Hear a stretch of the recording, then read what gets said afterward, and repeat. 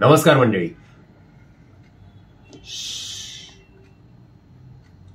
मंडळी, काल म्हणजेच 25 एप्रिल 2025 ला रिलीज झाला होता एक नवीन मराठी सिनेमा, ज्या सिनेमाचं नाव आहे देव माणूस. कळलं ना तुम्हाला? हे खूप टॉप सिक्रेट आहे.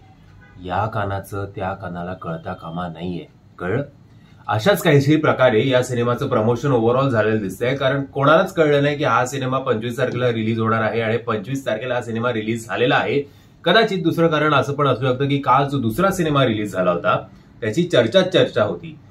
पण आता या दोनही सिनेमांचा जर बॉक्स ऑफिसचं परिणाम जर तुम्ही बघितला तर हम साथ साथ है, म्हणजे एरवी मराठी एकमेकांबरोबर जुळत नाही, एकमेकांचे पाय खेचतात, पण बॉक्स ऑफिसवर मात्र हातात हात घालून साखळी घेऊन सगळे एकमेकांचं यश अपयश सेलिब्रेट करत असतात. एनिवेज, या सिनेमाचं देव माणूस या सिनेमाचं जेव्हा पहिला पोस्टर आला होता तेव्हा मला असं ऍक्च्युअली वाटलं होतं की जुनं फर्निचर पार्ट 2 येतोय की काय.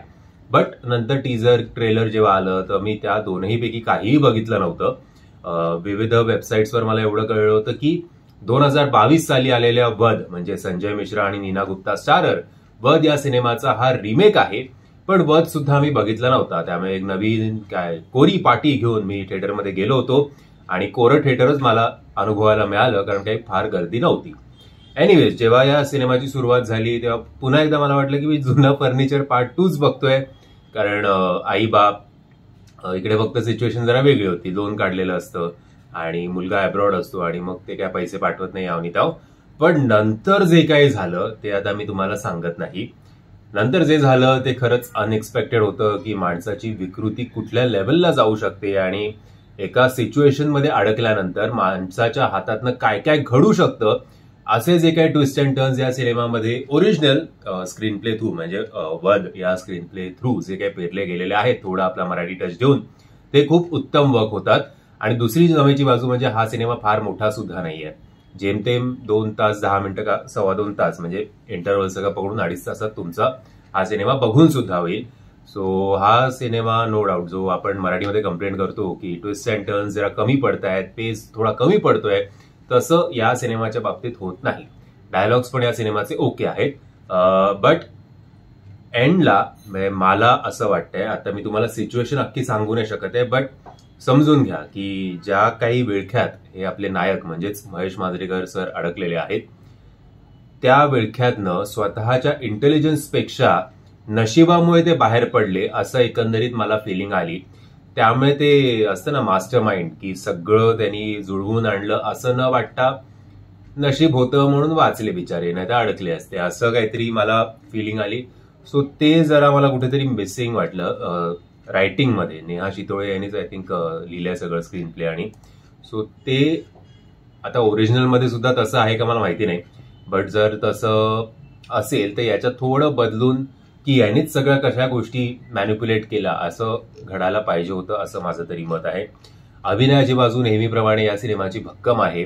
महेश मांजरेकर सर असतील, रेणुकाताई शहाणे असतील, सुबोध भावे सर असतील, अजून सुद्धा बरीचशी स्टारकास्ट आहे. अभिजित खांडकेकर आहे, ऋतुराज शिंदे, गायत्री बनसोडे, अन्वी ताम्हाणे, या सगळ्यांची कामं चांगली झालेली आहेत. सई तामणकरचं सुद्धा एक आयटम सॉन्ग आहे. सो ओव्हरऑल पॅकेज वसूल आहे असं म्हणायला काही हरकत नाही.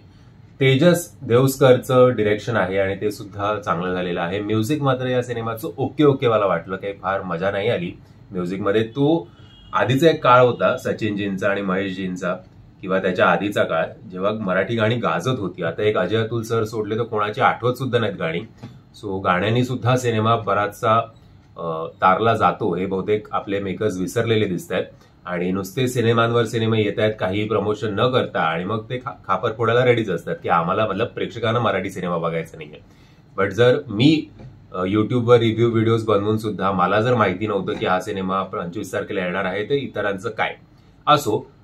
एडिटिंग या सिनेमाचं चांगलं आहे. फैजल महाडिकजींनी एडिटिंग केलेलं आहे, सो त्याच्यासाठी सुद्धा एक स्पेशल मेन्शन आहे.